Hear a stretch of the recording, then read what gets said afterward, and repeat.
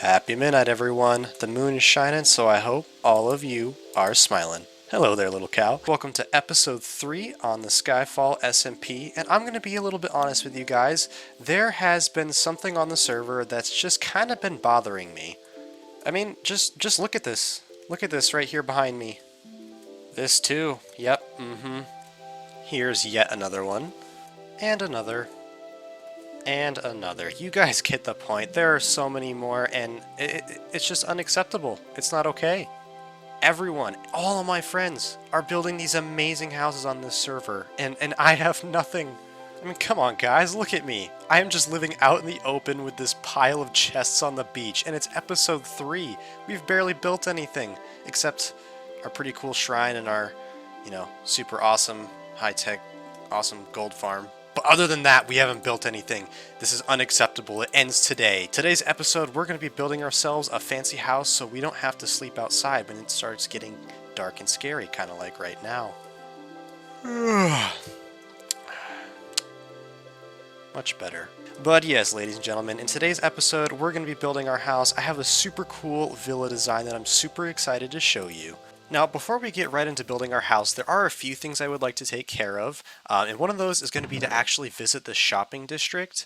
The reason for that being is that I have a shop plan that's only a few episodes down the road, and I want to reserve one of the good spots in the shopping district for that shop. We're going to head on over to the shopping district and reserve some land, and I'm also going to bring what few diamonds I have in case we want to do some shopping. Also, you may have noticed this in the background. This is just a temporary bee setup because I need some candles for our build today, and candles need beeswax, so that's why this thing is over here. They are pretty cute, though. I might keep them.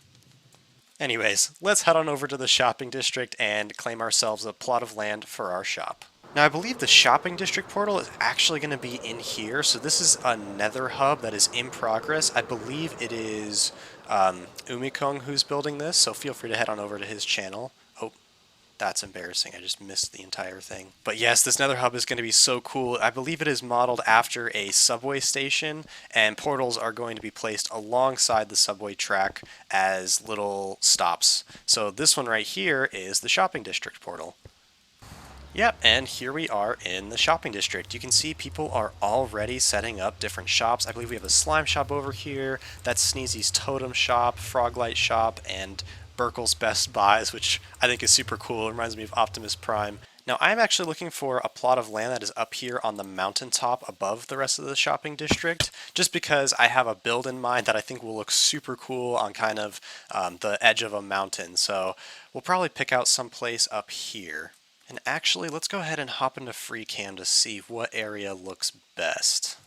Just kind of zooming out here, I'm a little bit drawn to this part of the cliff face just because that's where it's steepest, so you get the most drastic change in elevation right here. So I'm thinking this general area is what I will mark out for my future shop. And again, I plan on making this shop in a future episode once we have a little more infrastructure, but it is coming and it is going to blow your minds. Alright, so I've gone ahead and marked out an area. I'm thinking something like that should be about big enough and roughly where I want to put our future shop. Now that's actually all I really wanted to do in the shopping district was reserve a good location for our future shop. But while we're here, we might as well check out some of the other shops and do a little bit of shopping, and I believe that is actually like a Christmas advent calendar that we can open. And who doesn't love free gifts, am I right? So let's head on over and just check out some of the other things in the shopping district. Let's check out what Burkle's Best Buys has. Burkle, I'm going to fix this for you. You're welcome. I want a service fee of 10 diamonds, please. All jokes aside, it looks like he sells a lot of different items that are really useful. We've got mending and unbreaking books. I might pick up some of those before I head out. Gunpowder. I have a little bit of this at home, but I might come back. Shulker boxes. I could use more of those, but those are a little expensive.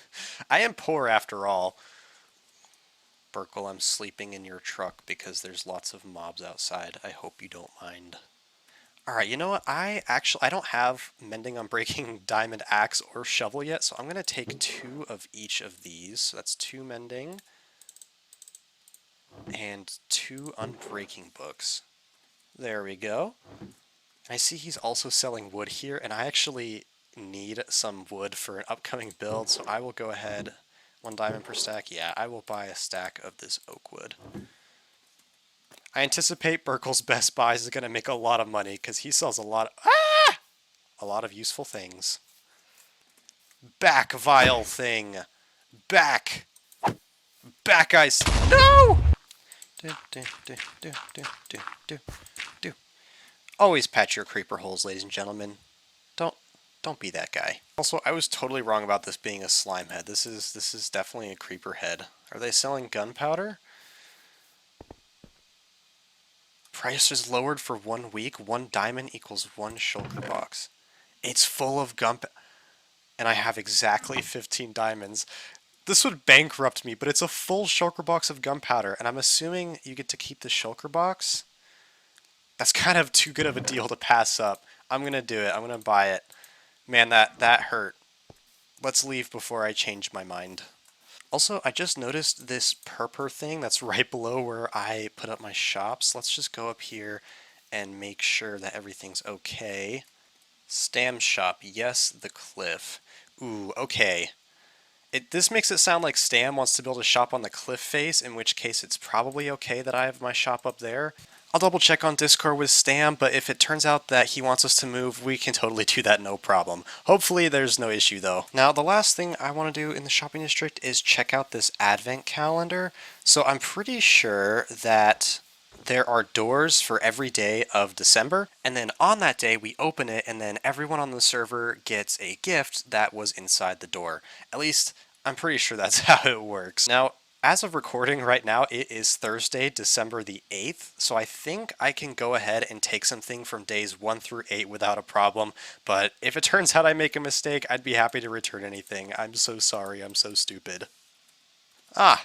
Example of how to open a door. Someone has adequately estimated my intelligence already.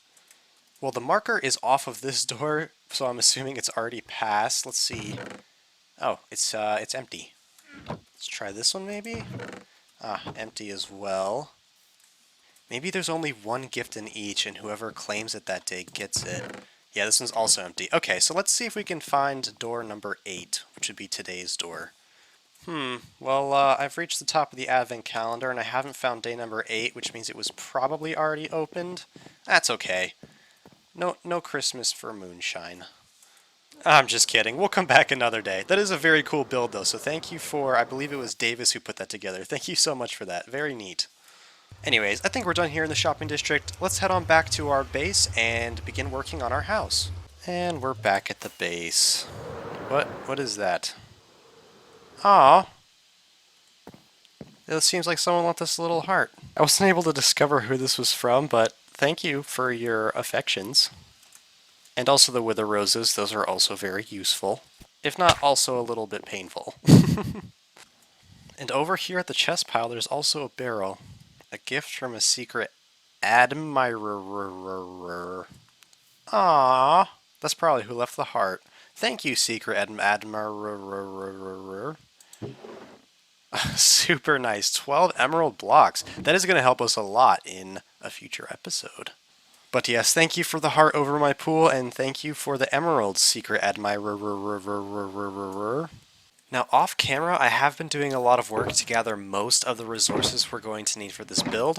However, there is one resource that I have yet to gather, and that is mud. I need around 1,500 mud blocks, so that's roughly 1 shulker box, give or take. Now, I know that if you use a water bottle on dirt, you can get mud, but I really don't feel like doing that 1,500 times.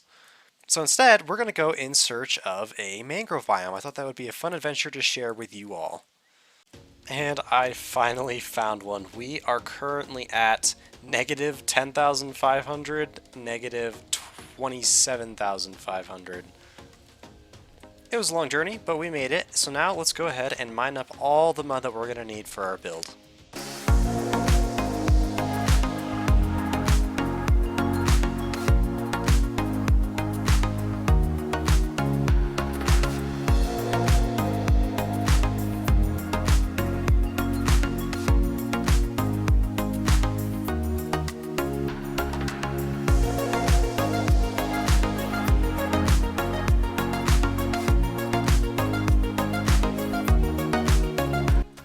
It's a good thing I marked where this portal was so that we can return home, because we are still very, very far out in the wilderness, as you can see. But yeah, now we have all the mud we're going to need, and I also picked up some jungle logs and cocoa beans that I had forgotten were also necessary. So we should have everything we need now to build our house. We made it! We're approaching our portal home. Alright, ladies and gentlemen, we are finally ready to build our house on the Skyfall SMP at long last. You can see behind me, I've gone ahead and made a clearing where our building is going to go, and in front of me, we have all the resources we're going to need for this build. So, without further ado, let's get into it. Alright guys, so unfortunately, tragedy has struck. While I was building the villa, my storage disk filled up with space, and for whatever reason I didn't get any notification that this had happened, so I just kept going and building, but long story short, at the end of it, Replay Mod informed me that it had not recorded very much of it at all. I got about 8 minutes of the 3-hour time lapse, so unfortunately there's no time lapse of me building this base. However, you know, what's done is done. Here we are, and the build is complete. So let's just go ahead and go into FreeCam so I can show you guys what is going on. So I modeled my house after a Roman-style villa, keeping with the theme of the ruined Greek and Roman buildings, and I tried my best to use gradients, which is something that's kind of new for me, but you can see I kind of tried to create darker shadows in the middle and lighter edges, and in general on the roof we have it light at the top but dark at the bottom. I also did a custom tree, which is again not really something I've tried before, so I know it's not the best custom tree in the world, but I'm actually pretty proud of it.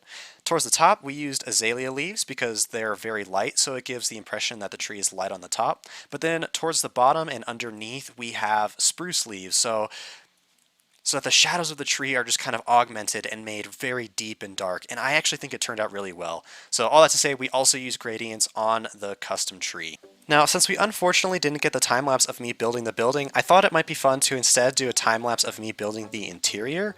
Now, my plans for the interior are to have different stations on the inside of the villa that are specialized for different kinds of storage. For example, we'll have a kitchen that is for our food storage, or a kind of farm-looking area that is for our greenery blocks.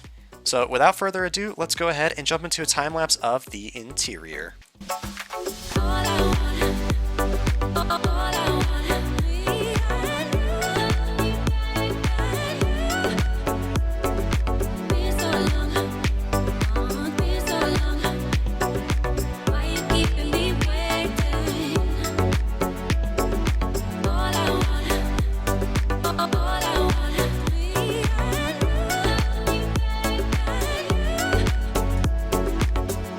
Alright guys, the interior is complete, so let's go ahead and take a look at what we did.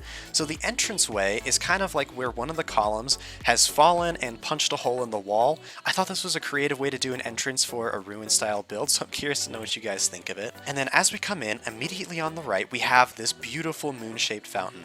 I absolutely adore this fountain. I think it's both subtle but also very stylish, kind of like a way of telling people whose base this is. You know, they might be like, whose house is this? And they walk in and they're like, oh, it's Moonshine's house. And then the candle sconce that's right behind me right now almost looks like a little star in addition to the moon.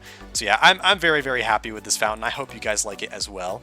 Then we proceed in here where the custom tree has actually grown through a side of the house and eroded some of the pillars and even grown a little bit into the house.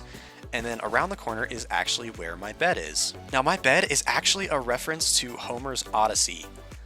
In the Odyssey, Odysseus and Penelope have a very special marriage bed where one of the bedposts is just an olive tree, so the whole bed is built around an olive tree, meaning that the bed is immovable. And this serves as a beautiful symbol of their love and faith and loyalty to one another. So that's why I put my bed here. I thought, you know, we're going for an ancient Greek style build, so I thought it'd be cool to include this reference to the Odyssey. So yeah, my bed is a reference to Odysseus and Penelope's marriage bed in Homer's Odyssey. Over here on the left, we have one of the stations I was talking about. It's close to the tree and also has some natural growth around it, so this is going to be where I store my organics and plant material. So it's going to be dirt, leaves, all kinds of saplings and crops. All is going to go in this storage grid and maybe a few select items over here. Our next station is the kitchen station, where we have a fire that's actually burning through a hole in the roof, which I really like. We have our smokers that are capable of cooking food faster, and then we have some storage up here for whatever food we want to keep. I really like these kind of hanging roots here. It almost gives the impression that either we're growing some kind of herb up here, or maybe that there's just some mildew developing in a food area, which is kind of gross, but I think kind of immersive at the same time. And then lastly in the kitchen, we have this meat rack right here. I'm eventually going to put some raw like beef and pork chops and fish on here so that it gives the impression of being like a smoke rack for our meats. And that's going to be our kitchen section. Now the last station that I built today is over here, and it is going to be our main/general storage. This is where I will keep wood, stone, crafting materials, building blocks, all the things that are commonly used. We've got 2 of these 25 double chest storage units over here, as well as our crafting table, which is being hung by a chain. I really like that. And a smithing table on kind of like a long, dark workbench. I really like that as well. And our stone cutter. So yeah, those are all the stations that I built today, and you might notice that we still have a lot of empty space in the villa. That's because there are a lot of stations I still want to build. For example, I have plans to do a library station for enchanting, as well as a super cool forge. It's going to be where we store and build all of our tools and armor. I don't, however, have all of the stations planned, so I wanted to ask you guys, what kinds of stations do you think would fit well in the base that are kind of themed towards one item or a group of items? Go ahead and leave any suggestions in the comments, and I'll be sure to get to all of them. Now, the last few parts of this base that are going to be left incomplete for this episode is going to be firstly out here in the courtyard. I eventually have plans to turn this into a garden, but that is going to have to wait for a future episode. And secondly, as you saw coming in, we have not yet integrated this into the landscape, so I'm going to need to do some terraforming that will help connect our villa with the landscape in a more elegant way. But again, that's going to have to wait. Oh, you're inside my brain. It's empty. I told you. Anyways, that's going to have to wait for a future episode as well. Now, also, before we end the episode, I want to show you guys my new friend. Raven brought me an axolotl, and we decided to name him Crescent. Isn't he just the cutest? I love him. Thank you, Raven, for bringing me a friend. Crescent, I will love you forever. Also, Davis has been bringing by cakes and just randomly putting them at people's bases. So, thank you, Davis. I've been, as you can see, enjoying that.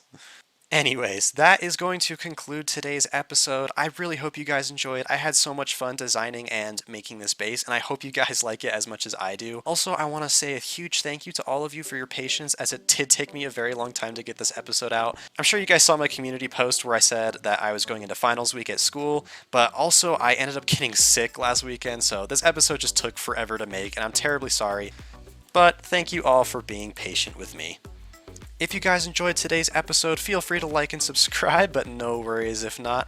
I'll catch you guys in the next one, and in the meantime, shine on, little stars. Shine on.